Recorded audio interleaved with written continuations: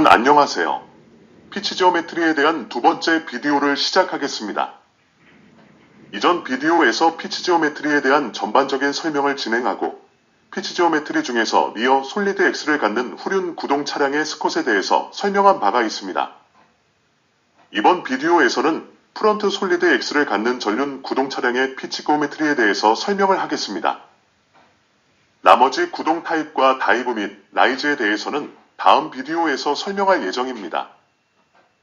이번 비디오에서는 수식을 사용하여 피치 지오메트리를 설명하기 전에 먼저 전륜 구동 차량에서 구동력이 발생했을 때 서스펜션 링크들과 스프링에 작용하는 힘이 어떤 종류가 있고 어떤 방향으로 발생하는지를 예측하는 방법을 먼저 설명하겠습니다. 이후에 수식을 사용하여 피치 지오메트리를 해석해 보겠습니다. 이번 비디오에 소개된 수학식은 토마스 길레스피의 책 펀다멘탈스 오브 비클 다이나믹스의 내용을 참조하여 제작되었습니다. 이 비디오가 도움이 되셨다면 좋아요를 눌러주시고 무료 구독을 부탁드립니다. 알림 설정을 해두시면 새롭게 출시되는 비디오를 가장 빨리 보실 수가 있습니다. 이번 비디오의 내용을 소개하겠습니다. 이번 비디오에서는 전륜 구동 차량의 구동력이 작용할 때 피치 지오메트리를 분석하는 방법을 설명합니다. 먼저 수학적인 식을 사용하지 않고 전륜 구동 차량의 피치 운동을 예측하는 방법을 설명하겠습니다. 링크를 통해서 작용하는 힘의 방향을 설명하고 스프링을 통해서 작용하는 힘의 방향을 설명한 다음 이들 링크와 스프링 힘이 동시에 작용했을 때 수직 분력의 방향을 설명하겠습니다. 이후에 수학적 방법을 사용하여 피치 운동과 차량 자세를 분석하는 방법을 설명하겠습니다. 피치 운동의 지오메트리에 구동력이 작용했을 때 힘과 모멘트의 평형 방정식을 구하고 제로 리프트의 조건과 제로 피치각의 조건을 구하는 방법을 설명하겠습니다. 퀴즈를 풀어보겠습니다.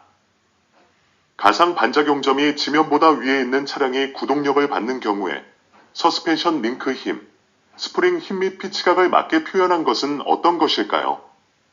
첫 번째, 서스펜션 링크에 작용하는 힘이 커지면 스프링에 작용하는 힘이 작아진다. 두 번째, 서스펜션 링크에 작용하는 힘이 커지면 스프링에 작용하는 힘도 커진다. 세 번째, 서스펜션 링크에 작용하는 힘이 커지면 피치각이 커진다. 네 번째, 서스펜션 스프링에 작용하는 힘이 커지면 피치각이 작아진다. 이들 4개 중 맞는 답, 한 개를 골라보십시오. 이번 비디오는 전륜 구동 차량이 가속하는 경우에 발생하는 리프트와 관련된 피치 지오메트리를 설명합니다. 전륜 구동 차량을 가속할 때 차량의 앞쪽이 위로 올라가는 현상을 리프트라고 합니다.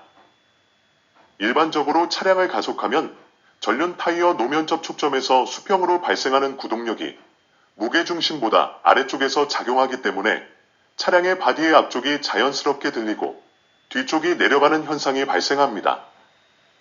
이때 앞쪽이 올라가지 못하게 프런트 서스펜션 링크를 기아 앞쪽으로 배치하는 것을 안티 리프트 지오메트리라고 합니다. 피치 지오메트리에서는 피치 운동 중 차량의 무게중심이 종방향을 따라 이동하는 크기는 매우 작기 때문에 무시합니다.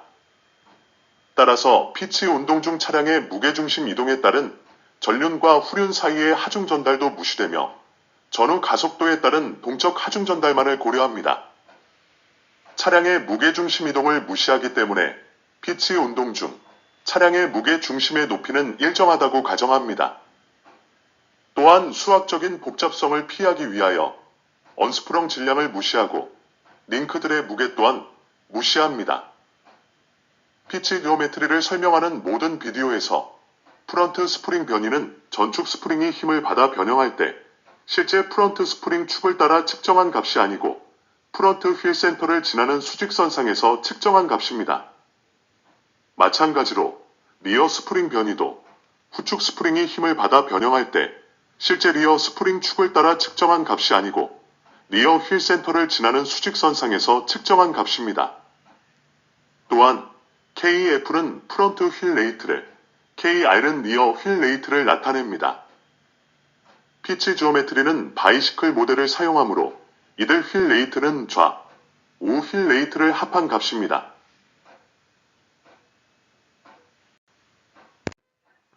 휠의 인스턴트 센터, 즉 순간 중심을 찾기 위한 프런트 서스펜션의 지오메트리를 자세히 살펴보겠습니다. 피치 운동과 관련해서 더블 위시본 서스펜션의 키네마틱스를 알아보겠습니다.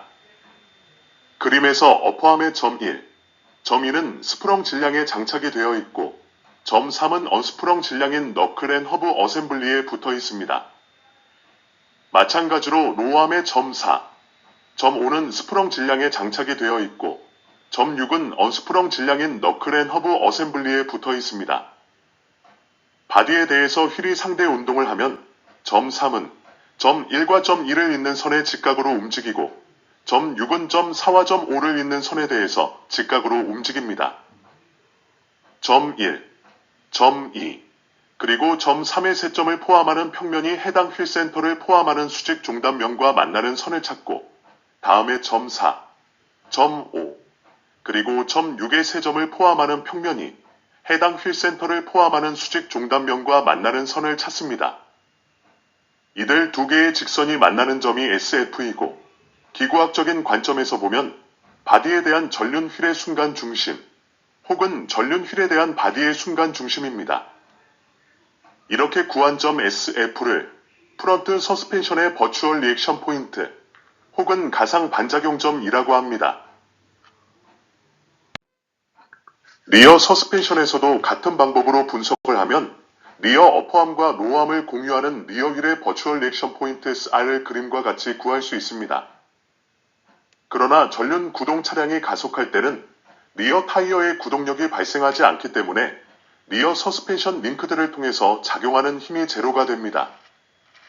따라서 전륜 구동 차량이 가속할 때 리어 타이어에는 구동력이 작용하지 않고 이에 따라 리어 서스펜션 링크들에게 작용하는 힘이 없기 때문에 리어 서스펜션은 리프트에 영향을 미치지 않습니다. 전륜 구동 차량이 가속할 때 리어 서스펜션은 리프트에 영향을 미치지 않으나 피치각에는 영향을 줍니다. 피치각을 계산할 때는 가속으로 인하여 전륜에서 후륜으로 하중 전달이 발생하기 때문에 후륜 서스펜션의 휠 레이트를 고려해야 합니다. 자동차 공학에서 차량의 거동을 예측하는 것은 매우 중요합니다. 전륜 구동 차량의 피치 거동을 분석하기 전에 서스펜션의 지오메트리로부터 구동력 FXF가 작용할 때 차량이 어떤 거동을 보일 것인지에 대하여 대략적인 차량 거동을 예측해 보겠습니다. 후륜은 구동력이 작용하지 않기 때문에 전륜 서스펜션 지오메트리로부터 피치 거동을 예측해 보겠습니다. 먼저 서스펜션 링크에 작용하는 힘을 분석해 보겠습니다. 전륜 구동 차량의 전륜의 구동력이 작용하면 어퍼암의 힘 F1이 작용하고 로어암의 F2가 그림과 같이 작용합니다. 앞선 비디오에서 분석한 후륜 구동의 경우와 마찬가지로 여기서 지면 반력 FZ는 동적 하중의 작용으로 스프링을 통하지 않고 서스펜션 링크들만을 통해서 발생하는 지면 반력으로 정적인 상태에서 제로의 값을 갖습니다. 힘 FZ는 서스펜션 링크들을 통해서 작용하는 동적 하중이 지면을 누르면 플러스 값을 갖고 수직 상방향으로 작용하며 반대의 경우에는 마이너스 값을 갖고 수직 하방향으로 작용합니다. 어퍼암에 작용하는 F1과 로어암에 작용하는 F2의 수직 성분 분력을 구하면 그림의 F1Z와 F2Z가 됩니다. 여기 그림으로 나타낸 서스펜션 지오메트리에서는 이들 두 개 힘의 작용 방향은 모두 수직 상방향입니다.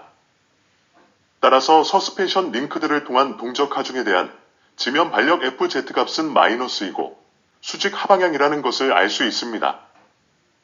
동적 하중에 대한 서스펜션 링크들의 지면 반력 FZ가 플러스이면 하중 전달로 전체 수직 하중이 커진다는 의미이고 마이너스이면 하중 전달로 전체 수직 하중이 작아진다는 의미입니다. 여기 그림의 예에서는 전륜 지면 반력 FZ가 마이너스이므로 서스펜션 링크들을 통한 하중 전달이 발생하여 전륜 하중이 작아진다는 것을 나타냅니다. 서스펜션 링크들에게 작용하는 힘을 분석할 때 무게 중심의 위치와 상관없이 가상 반작용점 SF를 이용하였다는 것을 기억하십시오. 계속해서 스프링에 작용하는 수직 불력을 예측해 보겠습니다. 먼저 구동륜이 있는 프런트 서스펜션의 경우에 스프링을 통한 하중 전달을 알아보겠습니다. 구동륜이 있는 서스펜션에서 전달 경로는 두 가지로 나눌 수 있습니다. 첫 번째는 앞서 설명한 서스펜션 링크를 통한 하중 전달이고, 두 번째가 여기서 설명하는 스프링을 통한 하중 전달입니다. 구동륜이 있는 서스펜션의 경우에 이들 두 개의 하중 전달량을 합하면 차량 전체의 수직 동하중 전달량이 됩니다. 여기 그림에서는 서스펜션 링크들을 통한 하중 전달은 제외하고 오로지 스프링을 통한 하중 전달만을 고려합니다. 스프링을 통한 하중 전달의 크기는 무게 중심시 지와 가상 반작용점 SF의 위치에 따라 달라집니다. 이에 대한 상세한 내용은 뒷부분에서 자세히 설명합니다.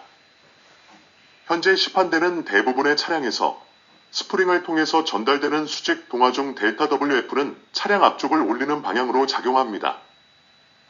이 결과로 전축의 라이드 하이트는 델타 F만큼 올라갑니다.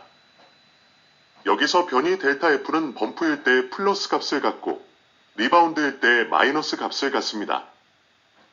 따라서 전륜 지면 반력 델타 WF는 마이너스 값을 갖게 되며 수직 하방향으로 작용합니다.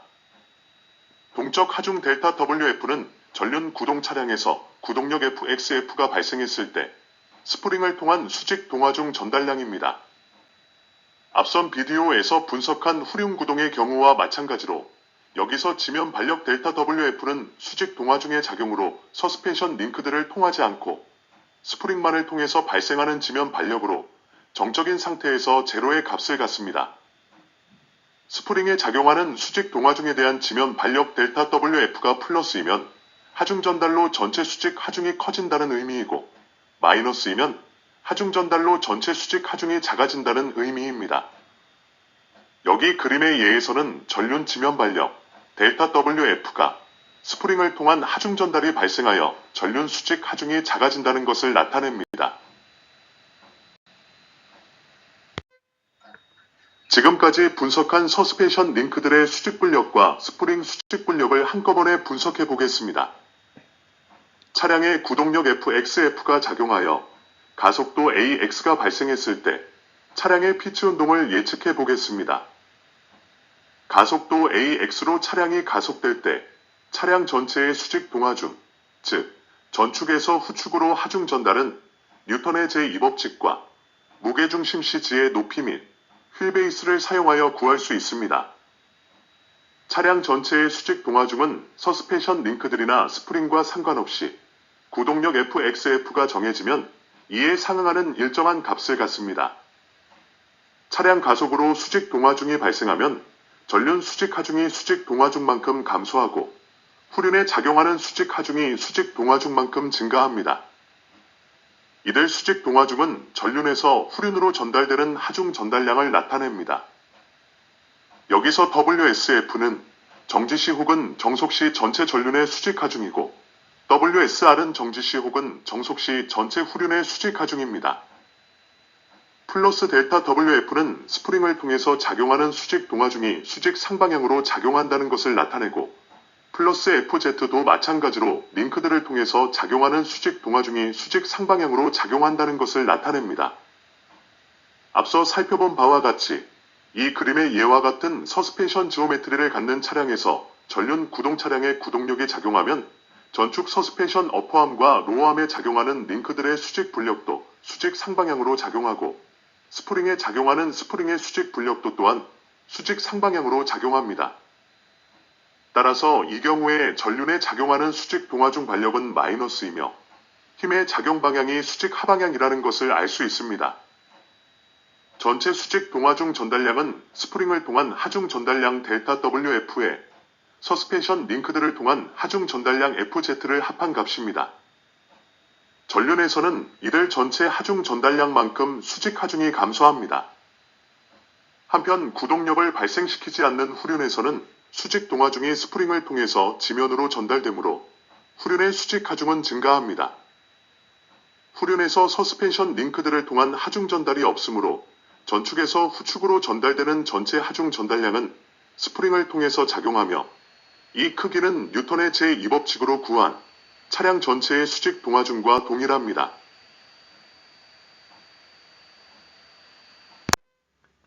우리는 앞선 비디오 H0001 중량 이동편에서 가속을 하는 자동차에 발생하는 힘들을 공부한 바가 있습니다. 이들 내용 중 가속도 AX를 받는 차량에 대한 중량 이동을 리뷰해 보겠습니다. 그림과 식에 나타낸 모든 힘들 FXF, FZF, FXR, 그리고 FZR은 저륜과 우륜의 힘이 합쳐진 힘을 나타냅니다.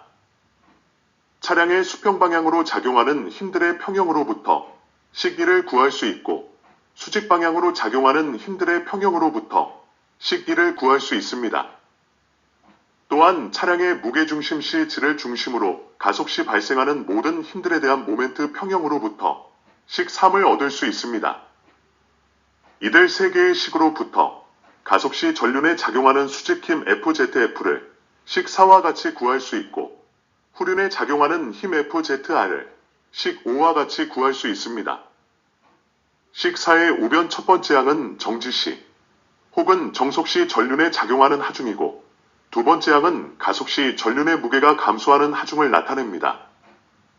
마찬가지로 식5의 우변 첫 번째 항은 정지시 혹은 정속시 후륜에 작용하는 하중이고 두 번째 항은 가속시 후륜의 무게가 증가하는 하중을 나타냅니다. 먼저 전륜 구동 솔리드 엑셀 서스펜션 링크들에 작용하는 힘들을 살펴보겠습니다. 효율적인 설명을 위해서 정차 시 혹은 정속 시 작용하는 스태틱 수직 하중은 고려하지 않고 가속에 의한 반작용으로 발생하는 수직 하중 FZ만을 생각하겠습니다. 여기 그림에 나타낸 모든 힘들은 전륜 구동력 FXF가 발생시키는 힘들입니다. 먼저 전축 서스펜션 링크들에 작용하는 모든 힘들의 수평 분력에 대한 평형으로부터 식6을 구할 수 있습니다.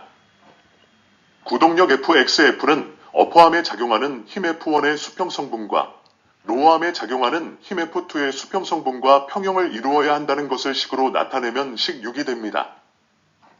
다음에 전축 서스펜션 링크들에 작용하는 모든 힘들의 수직 분력에 대한 평형으로부터 식7을 구할 수 있습니다.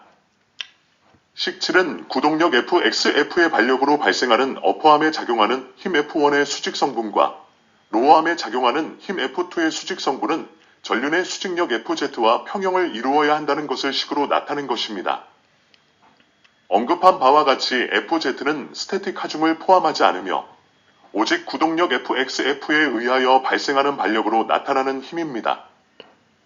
다음의 측면 뷰에서 전륜 중심을 지나고 지면의 수직인 직선과 로어암의 연장선이 만나는 점 Q에 대해서 발생하는 모멘트 평형으로부터 식8을 얻을 수 있습니다. 식8의 좌변 첫 번째 항은 구동력이 점 Q에 대하여 발생시키는 모멘트를 나타내고 두 번째 항은 어퍼암의 수평 성분이 점 Q에 대하여 발생시키는 모멘트를 나타냅니다. 식8을 F1에 대해서 풀면 어퍼암에 작용하는 힘 F1에 대한 식9를 얻을 수 있습니다. 식9는 어퍼암에 작용하는 힘 F1을 구동력 FXF의 함수로 나타낸 것입니다. 식9의 F1을 식6에 대입하고 F2에 대해서 풀면 식10을 얻을 수 있습니다. 식10은 로어암에 작용하는 힘 F2를 구동력 FXF의 함수로 나타낸 것입니다.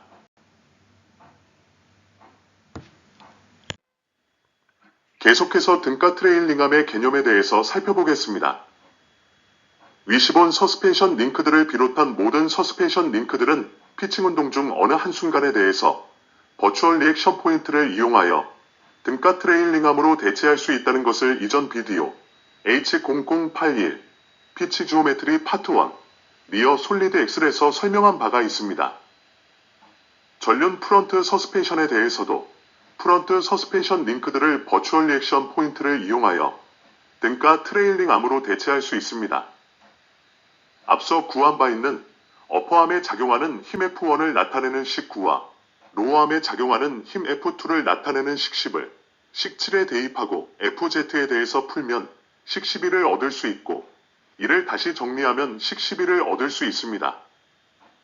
한편, 서스펜션 암들의 기하학적 배치로부터 수평면에 대한 어퍼암의 설치가 세타1의 탄젠트 값을 식 13과 같이 구할 수 있고, 수평면에 대한 로어암의 설치가 세타2의 탄젠트 값을 식 14와 같이 구할 수 있습니다.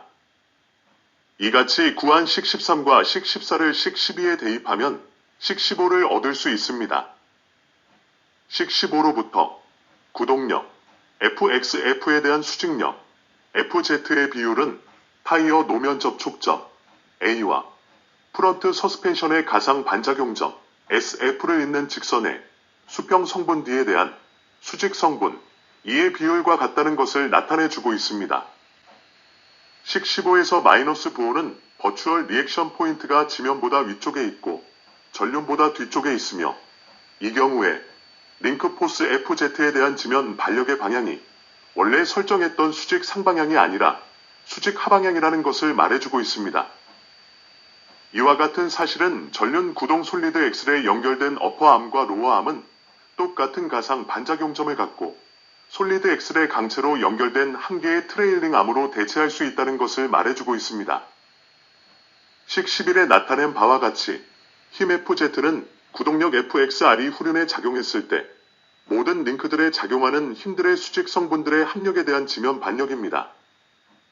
그림에 나타낸 바와 같이 프런트 솔리드 엑셀에서 가상 반작용점 SF가 전륜보다 뒤에 있고 지면보다 위쪽에 있다면 힘 FZ는 지면 반력을 감소시키는 방향으로 작용합니다. 이번에는 전륜 구동 솔리드 엑셀의 구동력이 발생할 경우에 나타나는 전체 힘을 살펴보겠습니다. 좌측 그림은 이들 전체의 힘들을 나타냅니다. 여기서 WSF는 전륜에 작용하는 정적 수직 하중을 나타냅니다. G는 중력 가속도를, AX는 종방향 가속도를 나타냅니다. 델타 WF는 가감속 시 프런트 서스펜션 스프링에 작용하는 하중의 변동량을 나타냅니다. 여기서 델타 WF는 프런트 스프링 힘을 휠 센터를 지나고 노면의 수직한 선을 따라 작용하는 힘으로 환산한 것입니다. FZF는 전륜 전체 수직 하중을 나타냅니다.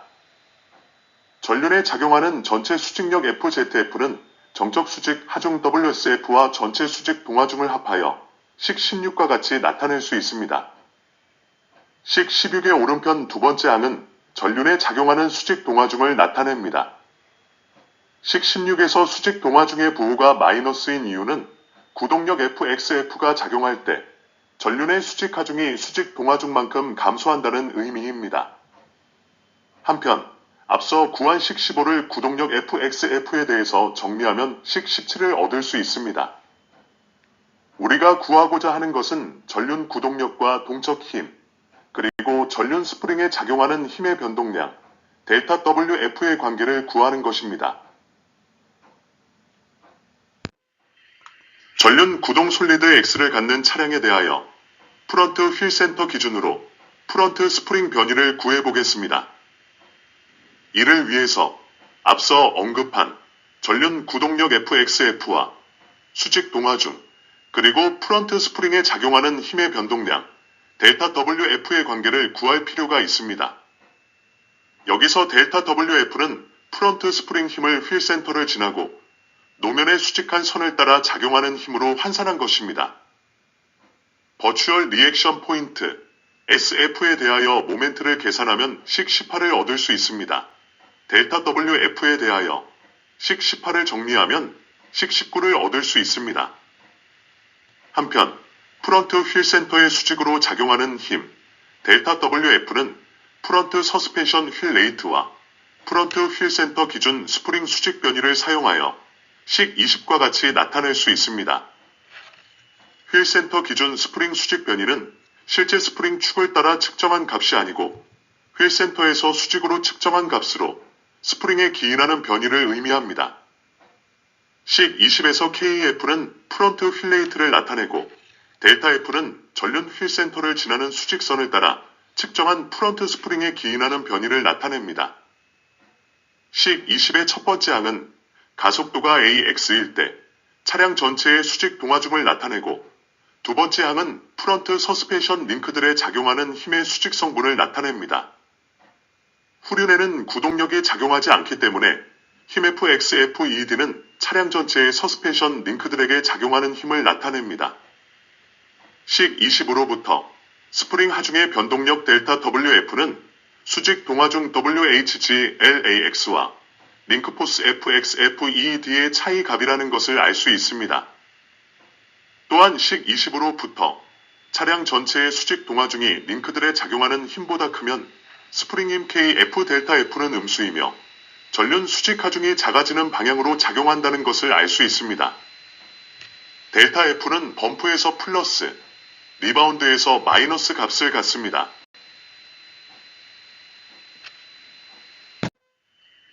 계속해서 전륜 구동 솔리드 엑셀 차량에서 리프트가 제로로 되는 조건을 구해보겠습니다.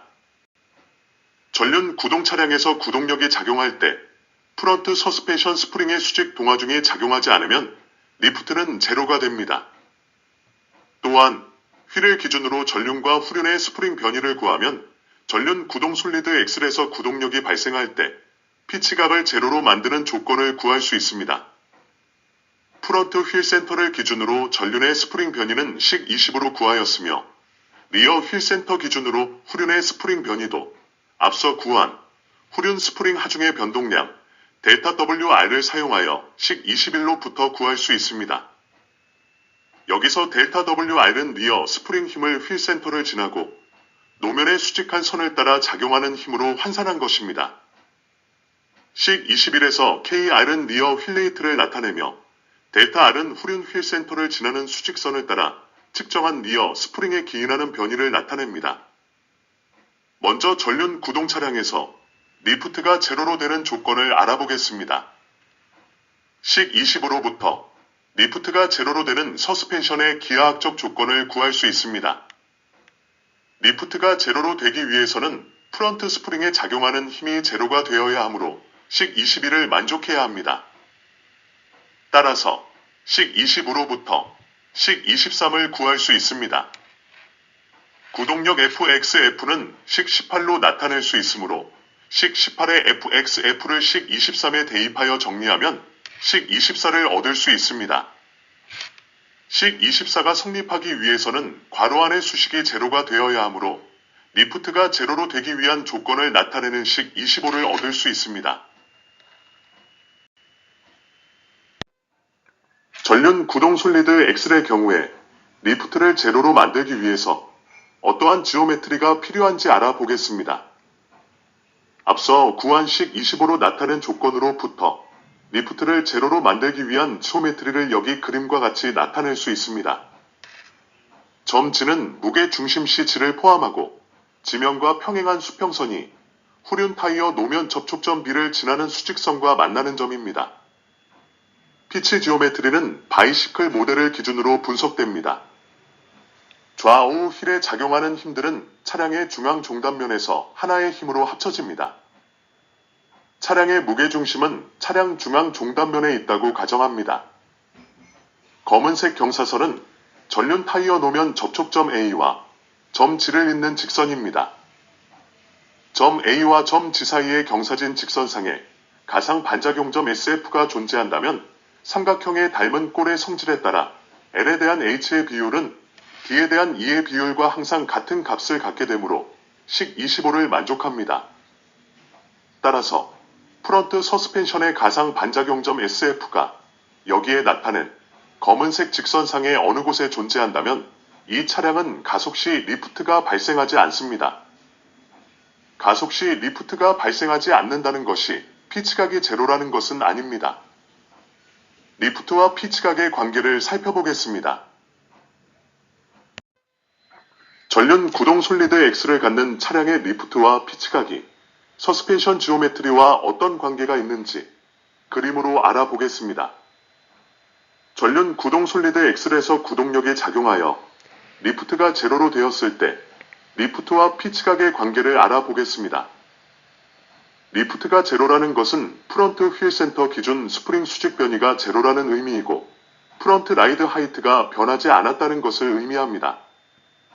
그러나 그림의 오렌지색 선으로 나타낸 바와 같이 프런트 휠 센터 기준 스프링 수직 변이는 제로라고 하더라도 리어 휠 변이는 제로가 아니고 리어의 라이드 하이트는 감소하였습니다. 피치각을 제로로 만들기 위해서는 프런트 라이드 하이트를 리어 수준으로 감소시켜 회색으로 나타낸 선의 수준으로 낮춰야 합니다. 프런트 라이드 하이트를 리어 수준으로 낮추려면 가상 반작용점 SF를 높여야 합니다. 가상 반작용점 SF를 높이는 이유를 스프링을 통해서 작용하는 힘과 서스펜션 링크들을 통해서 작용하는 힘의 두 가지 측면에서 살펴보겠습니다. 먼저 스프링을 통하여 전달되는 힘을 살펴보겠습니다. 가상 반작용점 SF를 높이면 스프링을 통한 수직 동화 중 델타 WF가 감소하고 서스펜션 링크들을 통한 수직 동화 중 FZ가 증가합니다. 반대로 가상 반작용점을 낮추면 스프링을 통한 수직 동화 중 델타 WF가 증가하고 서스펜션 링크들을 통한 수직 동화 중 FZ가 감소합니다. 이에 대한 물리적 의미를 수식과 그림을 통해 살펴보겠습니다. 여기 그림에서 세로축은 가상 반작용점의 수직 높이 1을 나타내고 가로축은 가상 반작용점의 수평 길이 D를 나타냅니다. 좌표축의 원점은 구동축 타이어 노면 접촉 센터 A입니다. 리프트 제로를 나타내는 식 25를 독립변수 D와 종속변수 E로 바꿨으면 식 25A와 같이 나타낼 수 있습니다. 식 25A는 기울기가 L분의 H인 직선의 식입니다. 따라서 이 식을 그림의 녹색 직선으로 나타낼 수 있습니다. 그림의 노란색 영역에서 피치 지오메트리는 부등식 표현을 사용하여 식 25B와 같이 나타낼 수 있습니다.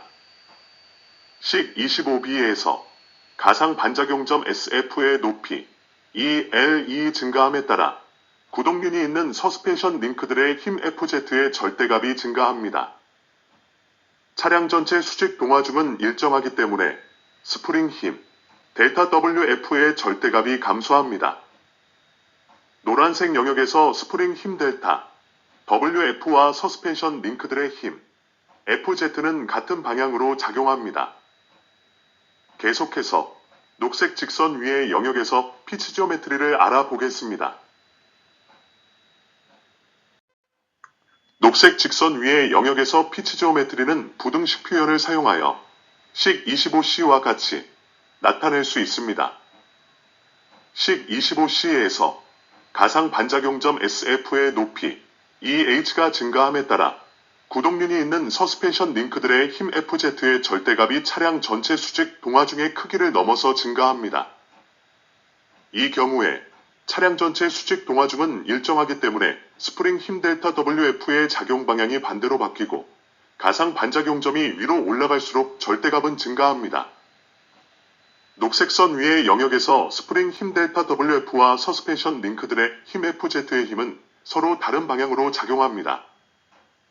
이와 같은 이유로 녹색 선 아래의 영역에 가상 반작용점이 있으면 스프링을 익스텐션시키는 힘이 작용하여 프런트 라이드 하이트를 증가시키고 녹색 선 위의 영역에 가상 반작용점이 있으면 스프링을 압축시키는 힘이 작용하여 프런트 라이드 하이트를 감소시킵니다. 한편 뉴턴의 제2법칙으로 구한 차량 전체의 수직 동화중은 전륜에서 후륜으로 전달되는 하중 전달량을 나타내며 가상 반작용점 SF의 위치와 상관이 없습니다. 가상 반작용점의 역할은 스프링을 통하여 전달되는 하중 전달과 서스펜션 링크들을 통하여 전달되는 하중 전달의 비율을 정해주는 것입니다. 이 비율이 정해지면 리프트와 피치각이 결정됩니다. 계속해서 서스펜션 링크들을 통하여 작용하는 힘을 살펴보겠습니다. 앞서 유도한 식 17은 구동력 FXF를 구동력이 작용했을 때 서스펜션 지오메트리의 영향으로 발생하는 휠센터 기준 수직 동화중 -FZ의 함수로 나타낸 것입니다. 식 17을 수직 동화중 -FZ에 대해서 정리하면 식 26을 얻을 수 있습니다. 식 26에 나타낸 바와 같이 서스펜션 링크들을 통해서 나타나는 수직 동화 중의 음수값은 D에 대한 이해 비율이 클수록 절대값이 커집니다. 서스펜션 링크들의 힘, 마이너스 FZ의 절대값이 커지면 서스펜션 링크들에 작용하는 힘이 커져서 프런트 라이드 하이트의 감소량이 커집니다. 이와 같은 영향으로 전축 서스펜션에서 라이드 하이트가 낮아지게 됩니다. 전륜 구동 솔리드 엑셀에서 구동력이 작용하여 발생하는 피치각을 제로로 만들기 위하여 필요한 조건을 서스펜션 지오메트리에 따라 달라지는 스프링과 링크에 발생하는 힘을 분석하여 알아보겠습니다. 설명의 편의를 위하여 프런트 서스펜션 휠레이트와 리어 서스펜션 휠레이트가 같다고 가정하겠습니다. 이들 휠레이트가 서로 다른 경우는 뒤에 수식을 유도하면서 설명하겠습니다. 시판대는 일반적인 전륜 구동 차량의 서스펜션 지오메트리에서 구동력이 작용하면 링크에 작용하는 힘도 상방향으로 작용하고 스프링에 작용하는 힘도 스프링을 익스텐션 시키는 상방향으로 작용합니다. 이들 둘의 힘을 합하면 전체 수직 동화 중 전달량이 됩니다. 한편 리프트가 제로라는 것은 프런트 스프링 변이가 제로라는 의미이고 프런트 라이드 하이트가 변하지 않았다는 것을 의미합니다. 그러나 그림의 오렌지색 선으로 나타낸 바와 같이 프런트 스프링 변이는 제로라고 하더라도 리어 스프링 변이는 제로가 아니고 리어 라이드 하이트는 감소하였습니다. 피치각을 제로로 만들기 위해서는 프런트 라이드 하이트를 리어 수준으로 감소시켜 회색으로 나타낸 선의 수준으로 낮추어야 합니다. 프런트 라이드 하이트를 리어 수준으로 낮추려면 가상 반작용점 SF를 높여야 합니다. 가상 반작용점 SF를 높이면 프런트 서스펜션 링크들을 통하여 수직 상방향으로 작용하는 동화 중 전달량 FZ가 커지게 됩니다. 반면에 스프링을 통하여 전달되는 수직 동화 중 전달량 델타 WF는 FZ가 커진 만큼 작아지게 됩니다. 더 명확히 표현하면 스프링을 인장시키는 수직 동화 중 델타 WF가 FZ가 커진 만큼 작아집니다. 가상 반작용점 SF의 높이, 이가 점 A와 점 G를 잇는 직선상에 존재한다면 스프링의 수직 동화 중이 작용하지 않고 모든 수직 동화 중 전달은 서스펜션 링크들을 통해서 이루어집니다. 스프링의 수직 동화 중이 작용하지 않으므로 리프트는 제로가 됩니다. 그러나 여전히 리어 라이드 하이트가 프런트 라이드 하이트보다 낮으므로 피치각은 제로가 아닙니다. 전륜 구동의 경우에 가상 반작용점 SF의 높이, 이가 점 A와 점 G를 잇는 직선보다 위쪽에 존재한다면 가속에서 프런트 스프링을 통하여 작용하는 힘이 정상 상태에서 스프링에 작용하는 힘보다 커지므로 스프링에 작용하는 힘은 스프링을 압축시키는 수직 하방향으로 작용하며 리어 라이드 하이트가 변하지 않은 상태로 프런트 라이드 하이트가 감소하게 됩니다.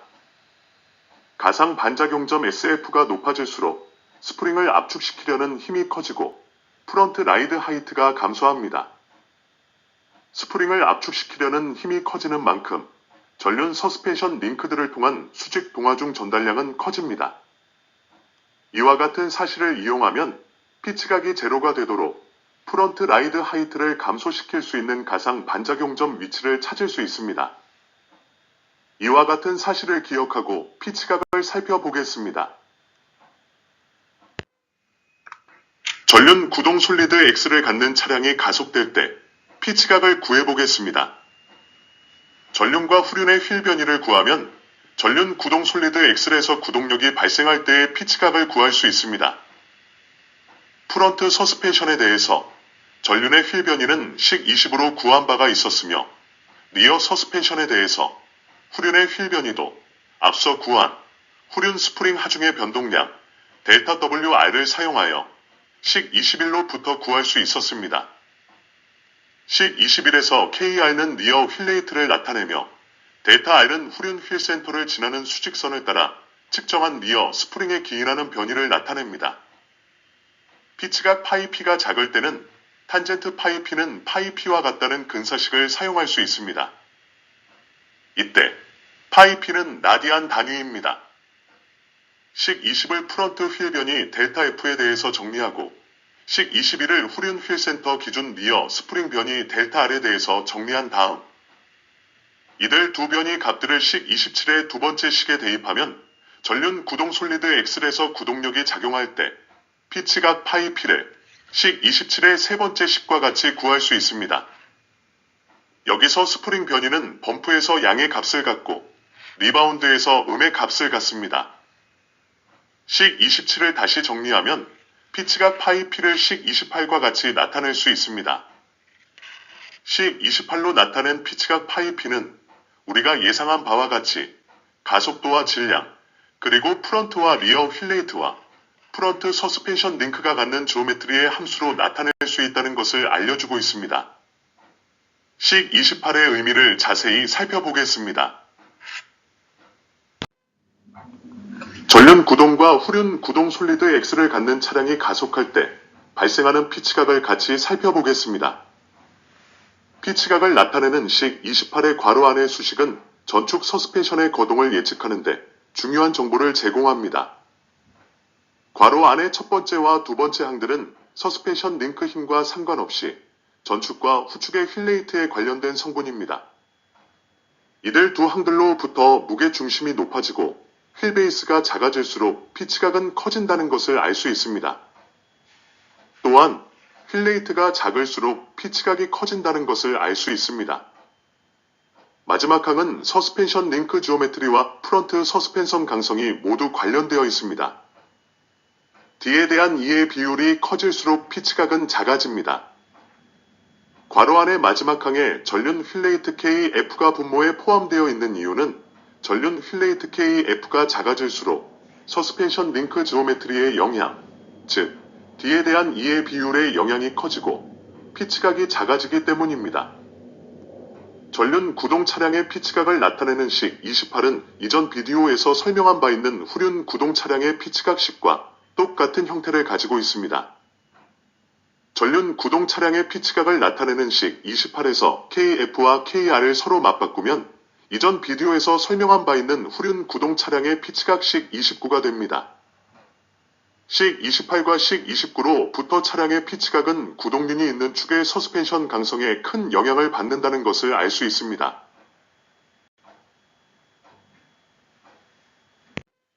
계속해서 전륜 구동 솔리드 X를 갖는 차량이 가속될 때 피치각이 제로가 되는 조건을 구해보겠습니다. 앞서 구한 피치각 파이 P의 식 28에서 구동력이 작용하여 가속도 AX가 제로가 아닐 경우 피치각 파이 P가 제로가 되는 조건은 식 28의 괄호 안의 항목들의 합이 제로가 되는 것입니다. 따라서 식 28로부터 제로 피치각의 조건을 구하면 식 30과 같이 나타낼 수 있습니다. 식 30을 D분의 2에 대해서 정리하면 식 31을 얻을 수 있습니다. 식 31의 오른편 첫 번째 항은 앞서 구한 식 25의 안티 리프트의 조건을 나타냅니다. 앞서 설명한 바와 같이 일반적인 서스펜션 지오메트리에서 리프트가 제로가 되는 조건이 피치각도 제로가 된다는 조건은 아닙니다. 식 31의 오른편 두 번째 항은 프런트 서스펜션 휠레이트와 리어 서스펜션 휠레이트가 크지 않다면 피치각이 제로가 되기 위해서는 리프트가 제로인 조건에서 무게 중심의 높이가 2배 가까이 낮아지든지 아니면 D분의 2 값이 2배 가까이 커지든지 해야 한다는 것을 설명해주고 있습니다. 식 31로부터 리어 서스펜션 휠레이트가 프런트 서스펜션 휠레이트 대비 상당히 큰 값을 갖는다면 식 31의 두 번째 항을 무시할 수 있으므로 스컷 제로와 피치각 제로의 조건은 똑같다는 것을 알 수 있습니다. 식 31에서 프런트 휠레이트가 리어 휠레이트와 같다면 제로 피치각의 조건을 식 32와 같이 나타낼 수 있습니다. 식 32로부터 프런트 휠레이트가 리어 휠레이트와 같다면 피치각이 제로가 되기 위해서는 리프트가 제로인 조건에서 무게 중심의 높이가 절반으로 낮아지든지 아니면 D분의 2 값이 2배로 커지든지 해야 한다는 것을 설명해주고 있습니다. 이상 설명한 내용을 그림으로 확인해 보겠습니다. 전륜 구동 솔리드 X의 경우에 피치각을 제로로 만들기 위해서 어떠한 지오메트리가 필요한지 그림으로 알아보겠습니다. 앞서 구한식 31로 나타낸 조건으로부터 피치각을 제로로 만들기 위한 지오메트리를 여기 그림과 같이 나타낼 수 있습니다. 설명을 효율적으로 하기 위하여 프런트 휠레이트 KF와 리어 휠레이트 KR이 서로 같다고 가정한 식 31을 이용하여 설명을 하겠습니다. 그림에서 점 P는 무게 중심 CG의 2배의 높이에 있는 점 Q를 포함하고 지면과 평행한 수평선이 후륜 타이어 노면 접촉점 B를 지나는 수직선과 만나는 점입니다. 식 31을 만족시키기 위해서는 휠 베이스에 대한 2배의 무게중심의 높이의 비율이 D에 대한 2의 비율과 같아야 합니다. 이 조건에 맞는 선을 그림에서 검은색 직선으로 나타낼 수 있습니다. 검은색 경사선은 전륜 타이어 노면 접촉점 A와 점 P를 잇는 직선입니다.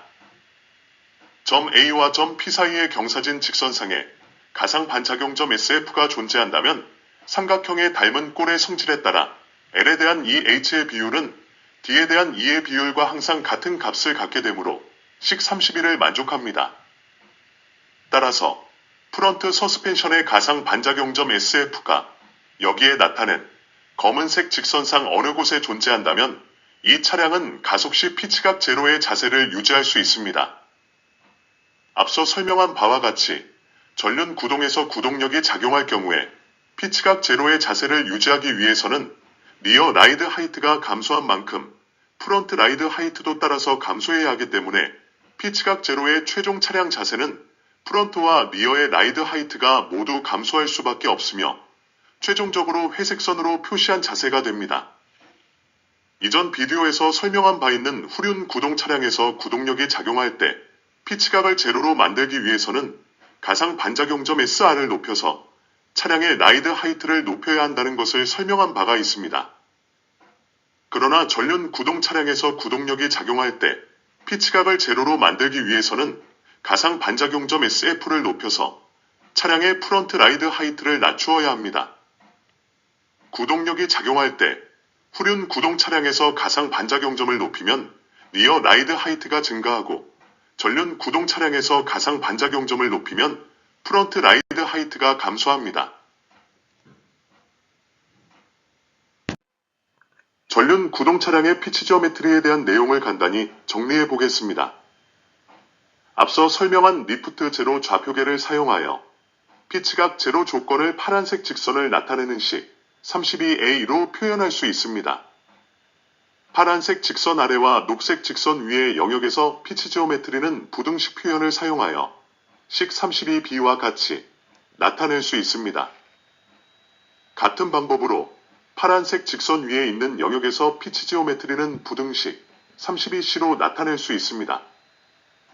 노란색 음영으로 나타낸 녹색 직선 아래의 영역에 가상 반작용점 SF가 존재하면 스프링 힘 델타 WF는 스프링을 익스텐션하는 힘으로 작용하고 서스펜션 링크들의 힘 FZ는 상방향으로 작용합니다. 이 방향은 스프렁 질량이 위로 들리는 방향입니다. 라이드 하이트는 정상 상태 대비 프런트에서 증가하고 리어에서 감소합니다. 녹색 선상의 가상 반작용점 SF가 존재하면 스프링 힘 델타 WF는 제로가 되고 서스펜션 링크들의 힘 FZ는 상방향으로 작용합니다. 이때 힘 FZ는 차량 전체 수직 동화중과 절대값의 크기가 같습니다. 라이드 하이트는 정상 상태 대비 프런트에서 변화가 없고 리어에서 감소합니다. 파란색 음영으로 나타낸 파란색 직선과 녹색 직선 사이의 영역의 가상 반작용점 SF가 존재하면 스프링 힘 델타 WF는 스프링을 압축하는 힘으로 작용하고 서스펜션 링크들의 힘 FZ는 상방향으로 작용합니다. 라이드 하이트는 정상 상태 대비 프런트에서 감소하고 리어에서도 감소하지만 프런트보다 리어에서 라이드 하이트 감소량이 더 큽니다.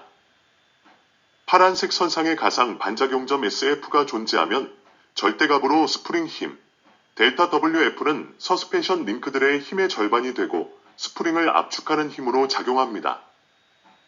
서스펜션 링크들의 힘 FZ는 상방향으로 작용합니다. 이때 힘 FZ는 차량 전체 수직 동화 중 절대값의 크기의 2배가 됩니다. 라이드 하이트는 프런트에서 리어 수준으로 낮아지므로 피치각은 제로가 됩니다. 파란색 선 위쪽의 영역의 가상 반작용점 SF가 존재하면 정상 상태 대비 프런트 라이드 하이트가 리어 라이드 하이트보다 더 크게 감소합니다.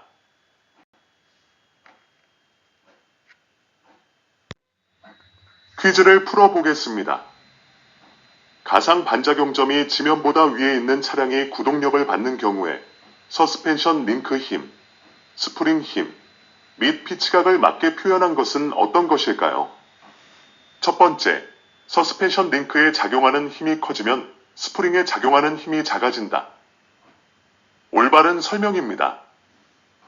두 번째, 서스펜션 링크에 작용하는 힘이 커지면 스프링에 작용하는 힘이 커지는 것이 아니고 작아집니다. 세 번째, 서스펜션 링크에 작용하는 힘이 커지면 피치각이 커지지 않고 작아집니다. 네 번째, 스프링에 작용하는 힘이 커지면 서스펜션 링크들이 받는 힘이 작아지고 피치각이 커집니다. 따라서 답은 1번, 링크에 작용하는 힘이 커지면 스프링에 작용하는 힘이 작아진다. 입니다. 이번 비디오의 내용을 요약해 보겠습니다. 전륜구동 차량의 피치 그로메트리를 설명하였습니다. 리프트는 전륜구동 차량이 가속할 때 차량의 앞쪽이 위로 올라가는 현상입니다. 타이어 노면 접촉면에서 수평으로 발생하는 구동력이 무게중심보다 아래쪽에서 작용하기 때문에 차량의 바디의 앞쪽이 자연스럽게 들리고 뒤쪽이 내려가는 현상입니다. 안티리프트 지오메트리는 차량 앞쪽이 올라가지 못하게 프런트 서스펜션 링크를 기아 앞쪽으로 배치하는 것을 의미합니다.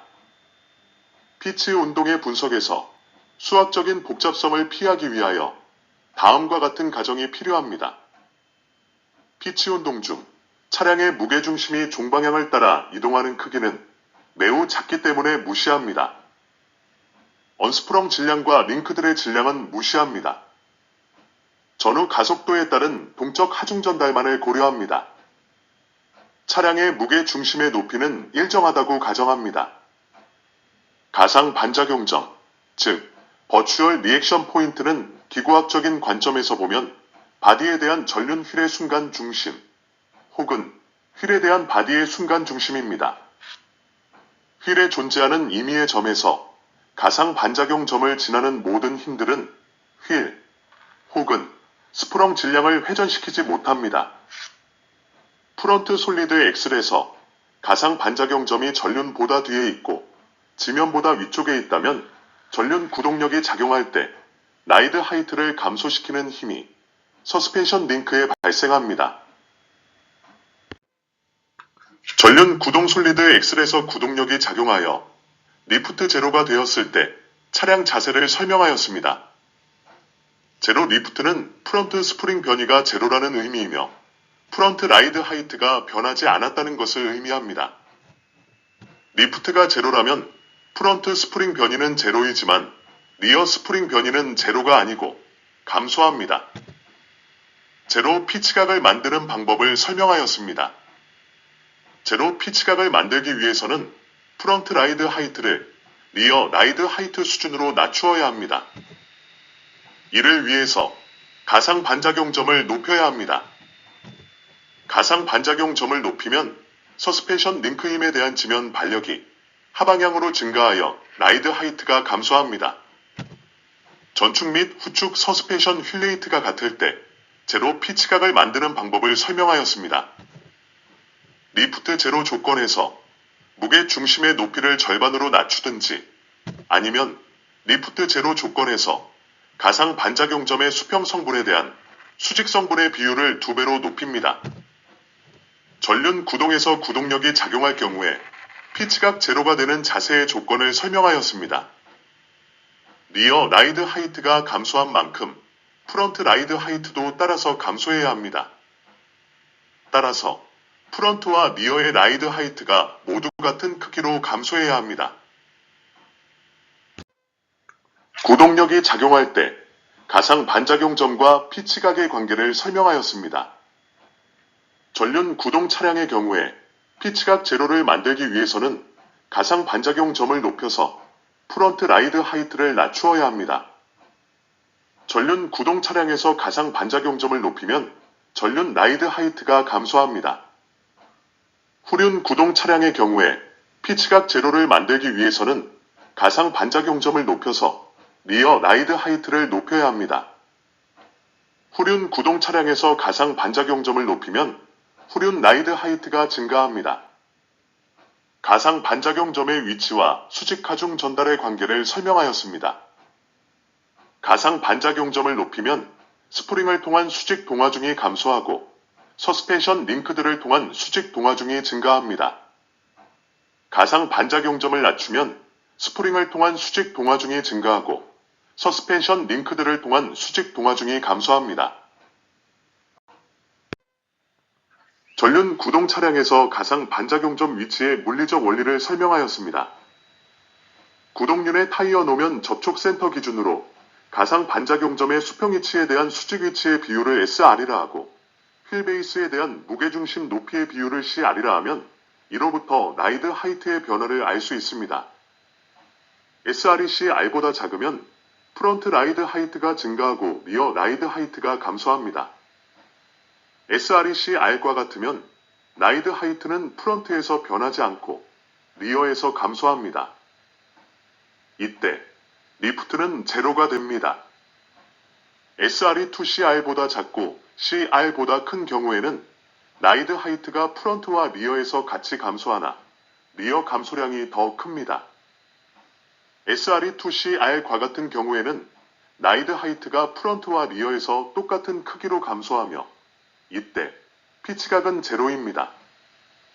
SR이 2CR보다 크면 라이드 하이트가 프런트와 리어에서 같이 감소하나 프런트 감소량이 더 큽니다. 차량 전체의 수직 동하중과 가상 반작용점의 관계를 설명하였습니다. 차량 전체의 수직 동하중은 전륜에서 후륜으로 전달되는 하중 전달량입니다.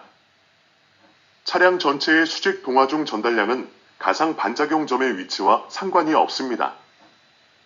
가상 반작용점의 역할은 스프링과 서스펜션 링크들을 통하여 전달되는 하중 전달의 비율을 정하는 것입니다. 하중 전달 비율이 정해지면 리프트와 피치각이 결정됩니다. 가상 반작용점의 위치를 이용하여 리프트와 피치각을 조정할 수 있습니다. 지난 비디오를 시청하시면 다양한 분야의 자동차 지식을 알아보실 수가 있고 앞으로 출시될 비디오를 더욱 깊이 있게 이해하실 수 있습니다. 지난 비디오 H0080 롤센터 파트 12에서는 하중 전달 분포의 크기와 전달 시간에 대하여 설명하였습니다. 하중 전달 시간은 서스펜션 링크를 통한 힘이 가장 빨리 작용하고 다음이 쇼겁쇼바의 힘이며 스프링을 통한 힘이 가장 늦게 작용한다는 것을 설명하였습니다. 또한 이들 힘들의 전달 시간의 차이가 실제 운전에서 어떻게 나타나는지를 트랜지언트 터닝의 경우에 대하여 상세히 설명하였습니다. 최근 비디오 H0081 피치 기오메트리 파트 1에서는 롤 운동과 피치 운동의 유사한 점과 다른 점이 무엇인지 설명하였습니다. 또한 피치 운동과 관련한 전체 개요와 용어를 설명하였고 차량 구동 타입과 구동장치 설치 방식에 따라 분석이 달라진다는 것을 설명하였습니다. 후륜 구동에서 스컷을 제로로 만드는 방법과 피치각을 제로로 만드는 방법을 또한 피치 기오메트리를 이용하여 설명하였습니다. 다음 비디오는 피치 기오메트리 파트 3로서 사륜 구동 차량의 리프트와 스컷을 설명할 예정입니다. 도움이 되셨다면 좋아요를 눌러주시고 무료 구독을 부탁드립니다. 알림 설정을 해두시면 새롭게 출시되는 비디오를 가장 빨리 보실 수가 있습니다. 여러분 다음에 다시 만나요. 안녕히 계세요.